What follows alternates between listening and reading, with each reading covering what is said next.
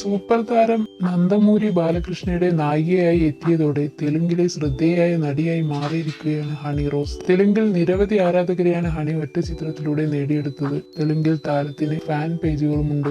കേരളത്തിൽ ഓടി നടന്ന് ഉദ്ഘാടനം ചെയ്യുന്ന നടി എന്നാണ് ഹണിയെക്കുറിച്ച് പറയാറുള്ളത്. എന്നാൽ ആന്ധ്രയിലും തെലങ്കാനയിലും ഹണി ഉദ്ഘാടനങ്ങൾക്ക് എത്തുന്നുണ്ട്. വിജയവാഡയിൽ ഒരു ഉദ്ഘാടന ചടങ്ങിനെത്തിയപ്പോൾ ഹണി റോസ് പറഞ്ഞ വാക്കുകളാണ് ഇപ്പോൾ ശ്രദ്ധ നേടുന്നത്. വിവാഹത്തെക്കുറിച്ചാണ് ഹണിയുടെ ആരാധകർ ചോദിച്ചത്. വിവാഹം വലിയൊരു ഉത്തരവാദിത്തമാണ് എന്നാണ് ഹണി വ്യക്തമാക്കിയിരിക്കുന്നത്. വിവാഹം വലിയൊരു ഉത്തരവാദിത്തമാണ്. ആ ഉത്തരവാദിത്തം എടുക്കാൻ എനിക്കിഷ്ടമാണ്. ഒരു വിവാഹബന്ധം വിജയകരമാവാൻ വേണ്ടതെല്ലാം ചെയ്യാൻ ഞാൻ തയ്യാറാണ് എന്നായിരുന്നു ഹണി പറഞ്ഞത്. അതേസമയം മലയാളത്തിലും തെലുങ്കിലുമായി തിരക്കുകളിലാണ് ഹണി റോസ്. പൂക്കാലം എന്ന മലയാള സിനിമയാണ് ഹണിയുടേതായി ഇനി ഒരുങ്ങിക്കൊണ്ടിരിക്കുന്നത്. വീരസിംഹ റെഡ്ഡി ഗംഭീര വിജയമായതോടെ ബാലകൃഷ്ണയുടെ അടുത്ത ചിത്രത്തിലും ഹണി നായികയാകുമെന്ന വാർത്തകളും എത്തിയിരുന്നു.